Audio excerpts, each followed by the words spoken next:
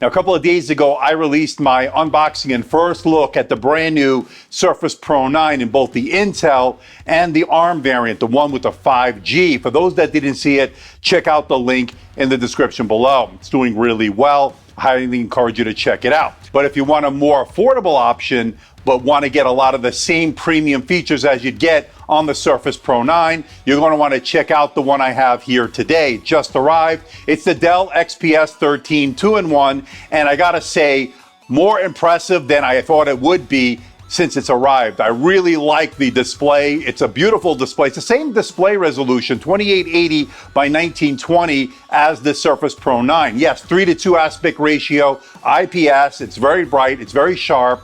It's got a really nice optional Folio keyboard cover, a lot better than I actually thought it would be. We're gonna see in a little bit. We're gonna find out if this is a definite alternative to the Surface Pro 9. Hey everybody, it's Andrew, and this is my unboxing and first look at the brand new Dell XPS 13 2-in-1, all new for 2022. Coming up.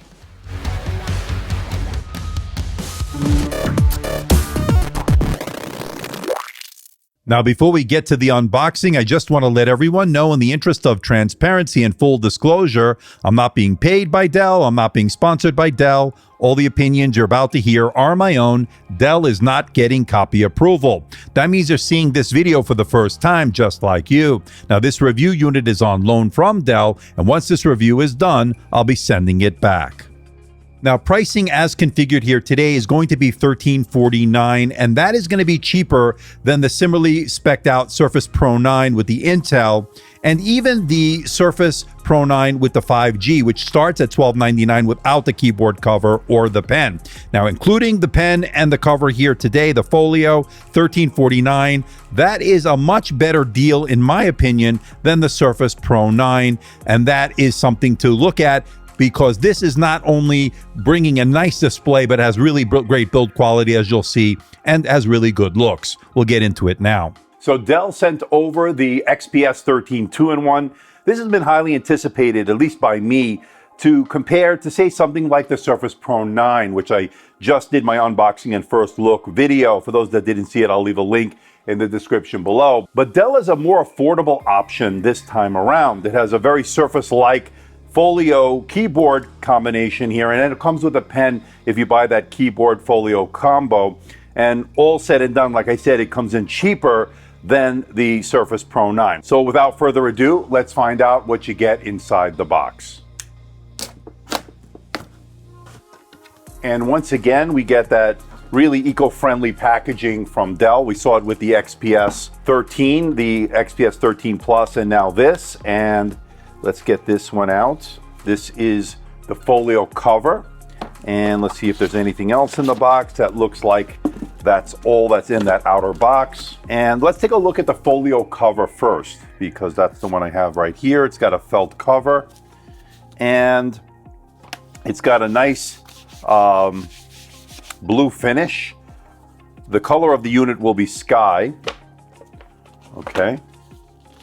And here's some documentation regarding the Folio cover. Okay. And that's about it on that. And let's take a look at it real quick. So very Surface-like. Now the difference is this will have 3 positions as opposed to an infinity kickstand. We'll get into that in a little bit. There's the pogo pins for the connection. And as far as the key travel, it feels really good. In fact, it feels like the XPS 13 Plus, that revamped XPS 13 we looked at earlier this year. Very close together keys, but it has that same look and feel. And we got a nice spacious touchpad here. Okay, we'll test it all out. Nice little grippy material here, pretty good. All right, let's put this to the side. We'll get to that in a moment. And Dell sent over the XPS Stylus to go with this, and I think these are must-have accessories to get with this, with a 2-in-1 detachable. Much like the Surface Pro 9, you do need to get that keyboard and pen. I highly recommend it. Remember, links for everything will be in the description below. And then, of course, we get the unit itself. Now, let's lift the lid here. More felt. Oh, really nice. Feels light. We'll get to that in a moment. So let's take a look at a couple of things. We get some documentation here, And this is the companion app designed to help with the most from your Dell device. Some documentation, some warranty and safety information, pretty standard stuff. And we get the power cord, which of course we'll need, and then a really compact 45-watt USB-C power adapter. Pretty nice, pretty compact, which we'd like to see. And we get a USB-A to USB-C adapter. This is going to be needed because I don't believe there's a USB-A port on this. And then a 3.5 millimeter to USB-C adapter. We saw this with the XPS 13 Plus and the new XPS 13 this year, and you'll need that adapter. Again, no headphone jack once again. And this is the unit itself. It's the sky color. And what we have here is some XPS branding right there. It's the beautiful sky color. We saw it with the XPS 13 I reviewed earlier this year. On the top is your power button and some volume buttons as well. And then you have an antenna line, an 11 megapixel camera on the back. And then on the front, of course, is the unit itself. It'll have the same 2880 by 1920 resolution as the Surface Pro 9. So that's going to be pretty good. Again, 3:2 aspect ratio matches that of the Surface Pro 9. And then you have an IR camera here. It's a 5 megapixel camera capable of 1080p video. We'll get a look at that. Some Pogo connections on the bottom and some Evo branding on the back. So really nice stuff, really solid metal here, very sturdy construction. There's no flex or give. You kind of like it there. Let's get the keyboard cover. So let's put this onto the keyboard cover. Really nice connection there, and boom, you got it. So you're going to see here, and I'll turn it to the side here, you can see that it has a couple of positions. In fact, I believe it has 3 positions you can go with. So this is going to be one position that's pretty upright. And then there's a second position there, and then a third position somewhere there. So they get 3 positions on it. We'll talk more about that in a little bit. Again, really nice, comfortable keyboard here. Okay, we're back, and this is all fully booted up. Beautiful display, 2880 by 1920, 3:2 aspect ratio. Well, one thing you don't get, as you do get on the Surface, you don't get a raised typing angle. It's flat, but the key travel feels good. I like these keys on this. This is a very similar experience as you'd get on the keyboard on the new revamped XPS 13 Plus that I recently reviewed. So very nice in that regard. And here's a closer look at the keyboard Folio. And one thing that surprised me so far is how much I'm actually liking it more than I thought I would. Now, again, no raised typing angle like you do get on a Surface device, but with this, you do get those really nice keys closer together, similar to the XPS 13 Plus, as I mentioned, and it does have some good tactility and very satisfying. So I'm looking forward to testing this one out. So much better than expected. The touchpad feels really responsive, feels pretty good in terms of scrolling and so forth in the just a few minutes I've had it. So nice little feedback or tactility on it. It's not a haptic touchpad, but it does feel pretty nice. I like this blue combination with this sky color on here. We're going to get a look at the cameras and everything else very soon, and especially in the full review, we'll get some really more detail on that. Now, this has a Core i5. It's the 1230U processor. This is a fanless design. So for those that don't want to contend with fan noise, this is a great choice. We saw that with the Surface Pro 9 with 5G. That also is fanless. But of course, this is not going to be a speed demon when it comes to performance. What you're going to look for this to have is good efficiency, hopefully, since it doesn't have any fan noise, and good cooling solution. It's passively cooled, and hopefully good battery life. Again, we'll get all of that in the upcoming full review. And as I mentioned earlier, the XPS Stylus is a must-have accessory to take notes, sketch out artwork, do some diagrams, whatever you need to do with this 2-in-1. Definitely recommend getting it. Now, one thing about the pen is that you can store and charge it on top of the device. It has a little magnetic connection there, and it's pretty secure, and it's great for storing the pen. But of course, if you're going to travel, put it in your bag in a separate pocket. It might fall off, but I like having that pen there. Very handy and convenient. Okay, let's check out the port selection. Very limited in terms of ports. On the left side are 2 USB-C Thunderbolt 4 ports, and they are full function, supporting data, charge, and display out. And moving over to the right side is another speaker grill, and that's it. You don't get any other ports. That's why they include the dongle for the 3.5 millimeter headphone jack, and they include an adapter from USB-A to USB-C. So for those that need that, it's in the box. So that's a nice inclusion, although I would still prefer it on the unit itself, obviously, but you don't get that. Now, obviously missing here, there's no SD card reader, so you don't have any way to expand out the storage. The memory, of course, is soldered into the motherboard. I don't believe there's any way to upgrade this as far as storage or memory, so keep that in mind. Now, one of the things that you're going to use this, since this is a 2-in-1, is as a tablet. So this pulls off pretty easily. Now, using it as a tablet, it's actually pretty good, 3:2 aspect ratio. Now, I do notice that the camera bump is protruding a little bit, and you can see it there. My finger is touching that when I am holding this as a tablet, so just something to bear in mind. But I am left-handed, so using it with the pen, no problems. You can sketch out artwork, you can do diagrams, whatever you need to do, take notes. The optional pen and the optional Folio keyboard, to me, are must-have accessories on a 2-in-1 detachable such as this. So here it is next to the Surface Pro 9 with 5G, the one on the right, of course. The difference, of course, is these keyboard folios are a little bit different, or the keyboard covers, I should say. This one lets you angle up, this one doesn't. So that's one option that you don't get. Okay, a couple of things to note about this keyboard folio. There are 3 positions. The first position is down here, and then you have another one here, and then another one there. So just 3 angles as opposed to the Surface Pro 9, which gives you up until there. So really more angles, of course, on this Surface kickstand. But having said that, the zero lattice keyboard is actually really nice. Again, very similar to the XPS 13 Plus that we took a look at.